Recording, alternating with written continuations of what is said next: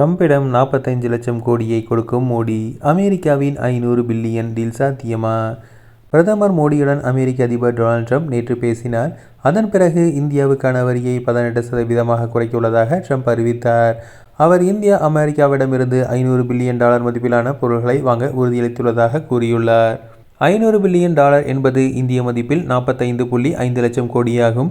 நம் நாட்டின் சமீபத்த மத்திய பட்ஜெட்டே 53.5 லட்சம் கோடி தான். எனும்போது ட்ரம்ப் சொன்ன இந்த டீல் சாத்தியமா என்பது பற்றி பல்வேறு விமர்சனங்கள் எழுந்துள்ளன.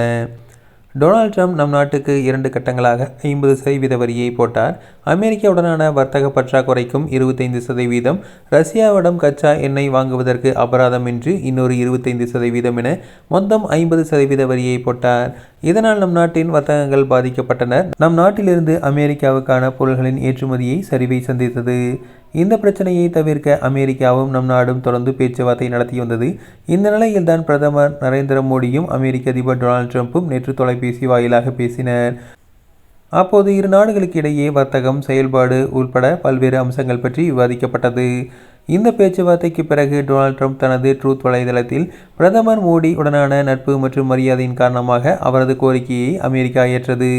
அமெரிக்காவிற்கும் இந்தியாவிற்கும் இடையே உள்ள வர்த்தக ஒப்பந்தத்தை உடனடியாக ஒப்புக்கொண்டோம். இதன் மூலம் அமெரிக்கா தற்போதுள்ள 25% பரஸ்பர வரியை 18% குறைக்கும் என தெரிவித்துள்ளார். ரஷ்யாவிடமிருந்து கச்சா எண்ணெய் வாங்குவதை நிறுத்த பிரதமர் மோடி ஒப்புக்கொண்டார். அதற்கு பதில் அமெரிக்கா வெனிசுலாவிடம் கொள்முதல் செய்ய உள்ளார். அதேபோல வரி குறைப்புக்கு கைமாறாகவும் இந்தியாவும் அமெரிக்க பொருட்கள் மீதான வரியை 0% குறைக்க முன்வரும். அது மட்டுமின்றி எரிசக்தி, தொழில்நுட்பம், விவசாயம், நிலக்கரி உட்பட பல துறைகளில் பிரதமர் மோடி $500 பில்லியன் அதிகமான பொருட்களை அமெரிக்காவிலிருந்து வாங்குவதாக உறுதியளித்துள்ளார் என்று கூறியுள்ளார்.